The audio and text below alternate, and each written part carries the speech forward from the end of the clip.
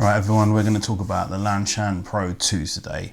I'm going to give you my sort of in-depth first look at it. This is going to be unbiased. I'm going to tell you what I like and what I don't like, who I think it's for, what I think it's good at, what it's bad at. First off, where to get it. I got mine from gearfind.com, link in the description. Didn't have to pay any import tax. They're really good at communication. They speak really good English. Everything was flawless. It came in about 7 or 8 days. Yeah, really good. No complaints whatsoever. On the scales, my tent came in at about 980 grams, so it's like just under a kilogram. That's once you've taken out the little syringe they give you for the seam sealing and the little patches of material. That's the pegs and the tent weight combined, pegs and tent. Pitching the tent's really easy. Essentially the base of the tent is just a rectangle, so once you've pegged out the base rectangle, you put the poles into the sides, guy those lines out, and then there's 2 guy lines at the end to do. If you focus on pegging out the 4 corners of that rectangle of the ground sheet of the tent, you'll be good to go, because once you get that right, everything else just falls into place.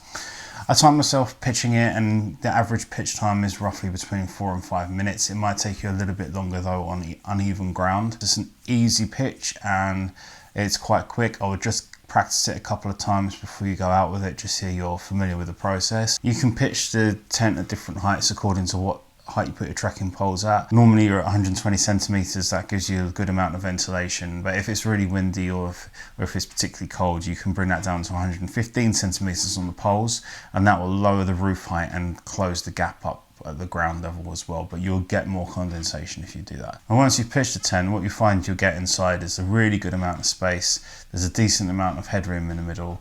The tent is 230 centimeters long, but because of its shape like this, that decreases quite rapidly. So there's something to be aware of, especially if you're using a thicker pad or larger sleeping bags.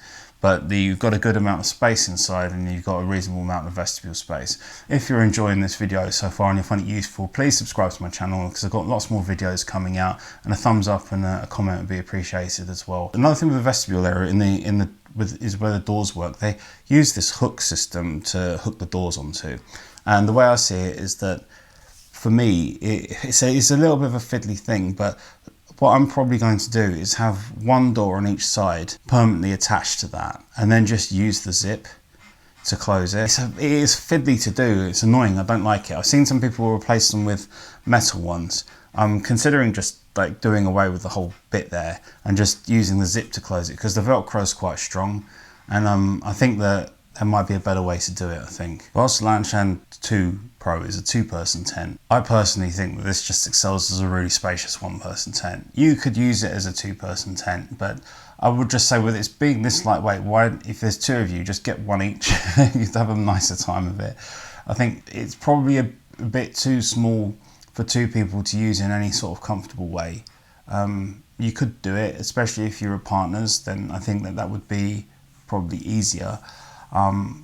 And if you really are trying to save as much weight as possible for whatever reason, then yeah, maybe go for it. But I do think that you'd be better off using this as a 1. I think there's a 1-person with space. It's great because there's so much room inside to get changed and just sort your kit out and do things. And having the 2 vestibules is great because you can stick your bag into one and you can cook in the other one. And you know, you've got that kind of space at a lightweight. It just feels really comfortable to be in. With, you feel like you're not fighting for room, and that's a really nice feeling to have, especially in a tent that's so lightweight. I went for the khaki, or as I call it, brown colour, because I think that this is really nice for blending in a multitude of different environments.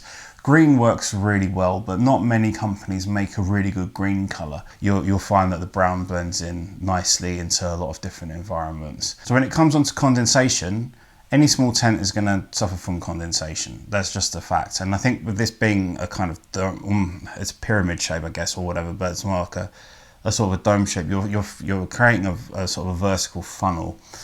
The negatives with that is that you're sort of funneling and trapping in the moisture, and the ventilation in this design of tent isn't as great as it is in some other ones. So it does suffer from more condensation than some other tents do. But I've got a Heidelberg Acto as well, and that's worse for condensation. So remember that if you've got a little microfiber towel, if you're in the tent walls are going to have the condensation right there on them, but it's also easy to just give them a quick wipe and that's it. And it's not like you have to keep doing it every hour. if you just do it once before you go to sleep and then once when you wake up, that's it and you're done. One of the advantages with this tent as well, with the Pro series of the Lanshan tents, is they're made out of silicone impregnated nylon. So it's sil nylon, if you want to call it that. And that's about 3 times stronger than what the older Lanshans were made of, which was a PE coated nylon. It's much more tear resistant. Now, one of the downsides when you get the sil nylon tent is that you have to seam seal it yourself. And the reason you have to do that is because doing it in a factory would add on massive amounts of manufacturing costs and so on, if they had to do that for every single tent they make. And they're just not going to do that. So you have to do it yourself, and you have to buy the seam sealant yourself. They don't give it to you because it's not allowed on the plane with it. So you have to, it's just the way it works out, is that you have to do it yourself. Now that's normal in a whole range of tents, but not on PU coated tents. So when you want this lightweight tent that's also strong, you have to do this bit. It's just the deal, that's how it works, okay? And that's the same from a lot of the American manufacturers as well. If you go to America, a lot of the tents over there that are made from this material, you still have to, like if you buy a top tent Scarp 1, for example, you still have to seam seal that thing yourself, right? You can pay them to do it, but if you buy it, you have to do that yourself. It's not a big deal and it's easy to do. So we're going to talk about that.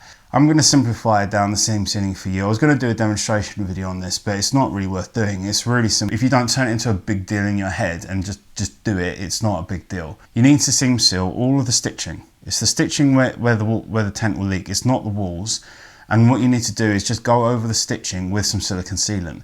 The important thing to do is you need to get a silicone sealant that's designed for sil nylon tents. And I'll put a link in the description for the one that I used for my tent, which is the right one to use. When you get that, the best way to do it is to not to use that syringe that they give you. Because if you get a jar, put in about half the tube of the seam sealant and then gradually mix in some white spirits, or I think in America, I think it's called mineral spirits, correct me if I'm wrong, but if you put some white spirits in there and it comes with a brush, which is a firm bristled brush, mix it round and keep adding white spirits and dissolving it until it runs off the brush in a continuous stream that's free flowing. It doesn't drip really fast, it just runs in a continuous line. So there's still relatively thick, but it's free flowing. That's when you're ready to paint it on. Paint it on all the stitching, all the edges that lead to the inside, all of the patches. You need to go around the edges and over the tops of them. Take a piece of kitchen towel. Every time you do sort of this much material, wipe off the excess, and what you'll get left with is a much neater finish. But the point of doing it in the white spirits, and the manufacturers of the seam sealant tell you to do it like that. If you look on their website, they say mix it with white spirits because it seeps in and gets into the stitching. The tent itself is waterproof. The stitching, where they punch holes in it to put the threads through, is where it can leak. And what you're doing when you put that seam sealant in, when it's thinned down, is you're allowing it to soak into those holes and through, because it's 2 rows of stitching. And you want it to seep into all of that and block it all up. And when it's thin like that, you can wipe it all off. And then what you get left with is a nice neat finish. On my one, you can, if you look closer, you can see some of it's just a little bit shiny around those edges, but that's all that's left over. There isn't like a tacky material or like a gluey residue or anything like that. And it takes about an hour, 45 minutes to an hour to do the tent, because you just need to go around it and keep wiping. You need a few sheets of kitchen towel to wipe off the excess, because as you push it in with the brush, it will come off, and that's really it. So you're mixing that stuff up till it's the right consistency. Paint it on, wipe off the excess, leave it to dry for 3 or 4 hours, job done. Let's talk about performance in the wind. You want to pitch the flat ends, not the doors, into the wind, because the doors are lifted. They're going to catch the wind a bit like a parachute. It's obvious that the end walls should be into the wind. Also, if you think about the pressure when that wind's pushing on it, it's going against the 2 walking poles. If you put the doors into the wind, you've got 1 guy line and 1 walking pole taking all of that pressure. Because there's only 2 walking poles holding it up, and there's an awful lot of material, it is a bit like being in a big bin bag if the wind's up. However, I think that I haven't taken this tent beyond about 25 miles an hour. I would guess that it would handle a reasonable amount of wind. I think it would be okay. It's just that it's awful to be in it in high wind. Let's talk about who this tent is for and who is maybe not for. Where I think this tent excels is people that want to walk a longer distance. They're doing the long distance trails. They want to keep the weight nice and low. But when they pitch up, they're using their walking poles that they're already using anyway, so they're not having to carry that in addition.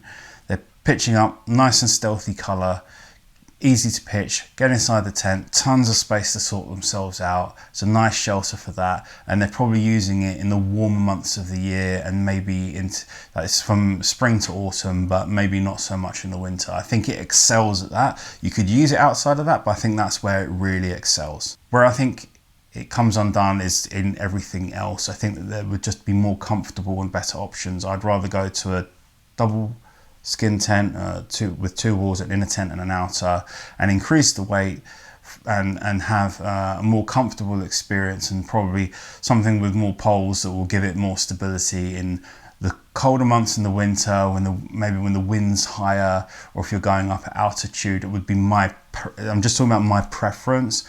I think that I don't like that kind of big billowy, flapping around experience so much from the Lanshan when you're getting into those conditions, and it's not trapping much heat in it. So you want to be able to, I think at altitude, I want to be able to have a tent that's going to trap some of the warmth. But I do think you're going to have a nicer time of it in other tents if that's what you're doing.